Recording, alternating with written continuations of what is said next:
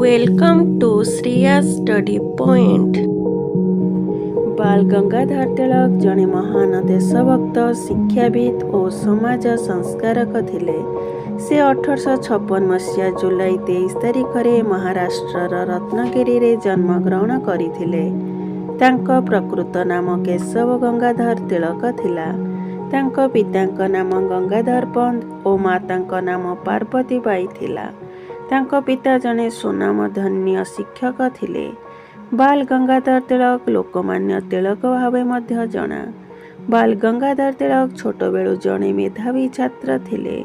से पुणे विश्वविद्यालय गणित और संस्कृत रे स्नातक हासिल करथिले।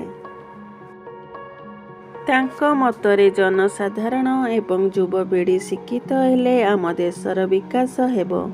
सेथिपाई से कहूथिले शिक्षा हेउची जनतांको पाई सबुठारु शक्तिशाली अस्त्र। यह द्वारा देशर उन्नति रे परिवर्तन आनी हेबो। से देश को इंग्रेज शासनरु मुक्त करिया पाई संघर्ष करथिले। से कहिथिले स्वाधीनता मोर जन्मसिद्ध अधिकार, मु एहाको निश्चित हासिल करिबी।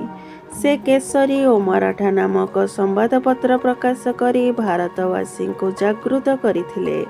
से जनसाधारण को एकताबद्ध करने पाई गणेश पूजा और शिवाजी उत्सव आरंभ करथिले। से मध्य गीता रहस्य ग्रंथ रचना करी जने गभीर चिंतक भाव में देश को अनुप्रेरणा देथिले। एथिरे से निज चिंता और धारणा को लेखा रूपे प्रकाश करथिले।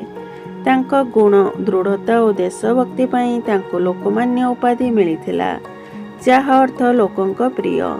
1920 मसीहा अगस्ट 1 तारिख में तांकर मृत्यु होइथिला। तांको परलोकरे भारत एक मूल्य रत्न को हराइथिला। तांको मृत्यु पर मध्य तांको चिंताधारा और देश प्रेम आज पर्यंत लोकमानंको प्रेरणा देउछि। Thanks for watching.